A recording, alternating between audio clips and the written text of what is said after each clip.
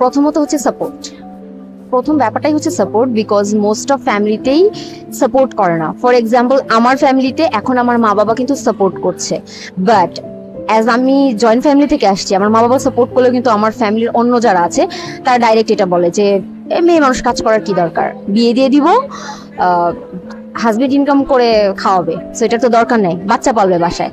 So প্রথম জিনিসটাই হচ্ছে সাপোর্ট। অ্যান্ড দ্বিতীয় জিনিসটা হচ্ছে যে ফ্যামিলি মেম্বার আমাদের বিলিভ করে না, তারা ধারণা করে যে মেয়েরা আসলে কোনো কাজ করতে পারে না, তারা বিলিভই করে না যে মেয়ে মানুষ কিছু করতে পারে। অ্যান্ড থার্ড হচ্ছে যেটা থাকে সেটা হচ্ছে যে ছেলেদেরকে প্রায়োরিটাইজ দেওয়া, ছেলেদেরকে প্রায়োরিটি দেওয়া।